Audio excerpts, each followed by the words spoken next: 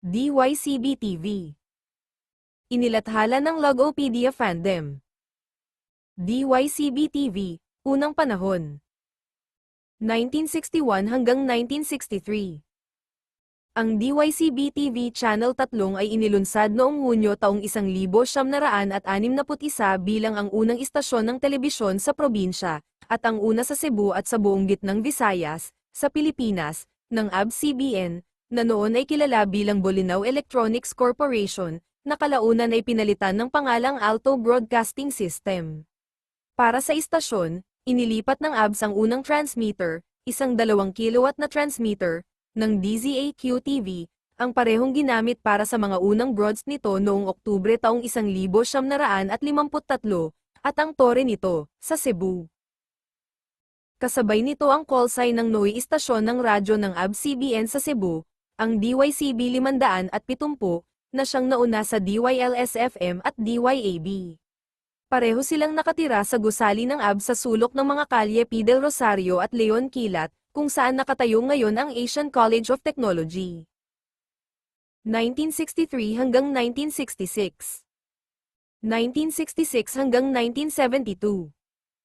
Noong 1970, nang makuha ng ABS-CBN ang microwave network ng Sarmiento Telecommunications Network para sa mga pambansang simulcast ng mga programa nito sa Maynila, sinimulan ng DYCB-TV ang pag-broadcast sa pamamagitan ng tore ng STN sa Cebu sa Mount Busay, Cebu. Samantala, ang dating transmitter nito ay inilipat sa Baguio para sa DZRI-TV.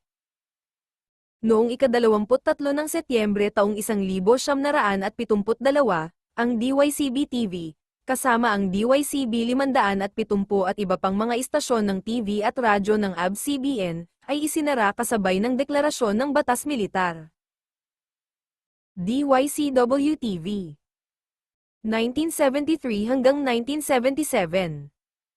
Noong Nobyembre taong 1973, ang Channel 3 ay kinuha ng Banahaw Broadcasting Corporation, ni Roberto Benedicto na nagmamay-ari rin ng KBS, RPN, kasama ang dating Channel 2 ng ABS-CBN sa Maynila at Channel 4 sa Bacolod. Nakatanggap ito ng bagong call sign, ang DYCW-TV. DYCB-TV, ikalawang panahon. 1977 hanggang 1980. Noong 1977, kinuha ng GTV, na kalaunan ay naging PTV, ang Channel 3 sa Cebu, gayon din ang Channel 4 sa Bacolod, at bumalik sa tawag nito bago ang 1972, ang DYCB-TV.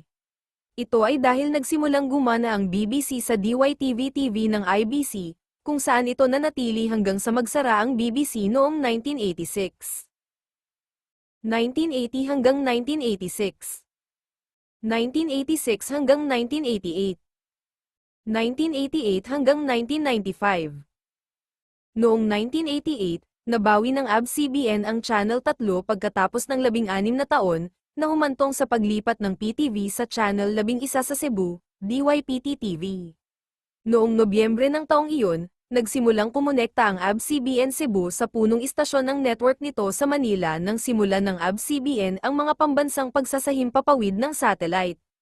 Ang istasyon ay naging base ng ABS-CBN sa Central Visayas, habang ang Western Visayas ay pinaglilingkuran ng istasyon nito sa Bacolod at kalaunan ay ng istasyon nito sa Iloilo, at sa Eastern Visayas ng outlet nito sa Tacloban. 1996 hanggang 2000.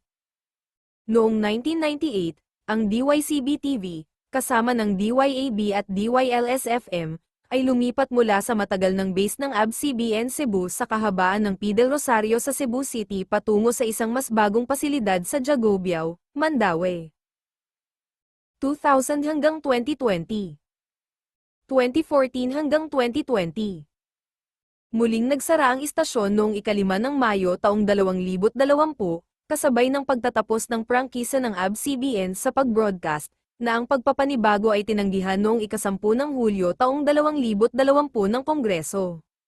Halos 4 na taon ang lumipas, ang dating Channel 3 ng ABS-CBN sa Cebu ay ibinigay sa Advanced Media Broadcasting System para sa istasyon ng ALL-TV sa Cebu, ang DYAE-TV, ilang sandali matapos simulan ng ALL-TV ang pag-broadcast ng mga piling programa ng ABS-CBN, una sa piling batayan mula Abril taong 2024 bago ilaan ng buo ang oras nito sa mga programa ng Kapamilya Channel ng ABS-CBN mula Enero taong 2026 pataas. Sa ika-16 ng Marso taong 2026, ang Kapamilya Channel Block sa ALL-TV2 Cebu ay papalitan ng pangalan bilang ABS-CBN at ALL-TV2 na siyang pagbabalik ng tatak ng ABS-CBN sa Channel 3 sa Cebu pagkatapos ng halos 6 na taon. DYCB-DTV 2015 hanggang 2020. Noong 2015, sinimulan ng DYCB-TV ang mga digital broadcast sa pamamagitan ng Channel 37. Noong 2018, sinimulan ng ABS-CBN ang mga digital broadcast sa Cebu sa isa pang frequency, ang Channel 36. Isinara ang istasyon noong ika-5 ng Mayo taong 2020, kasabay ng pagtatapos ng prangkisa ng ABS-CBN sa pag-broadcast, na ang pagpapanibago ay tinanggihan noong ika-10 ng Hulyo taong 2020 ng Kongreso. Hindi na muling ginamit ang UHF Channel 37 simula noon, ang DYAE-TV ng ALL-TV, Kapamilya Channel, ang kasalukuyang gumagamit ng analog Channel 3, ay nagbo-broadcast sa UHF Channel 16. Mga sub-channel ng DTT. Sa pamamagitan ng Channel 37, 2015 hanggang 2020.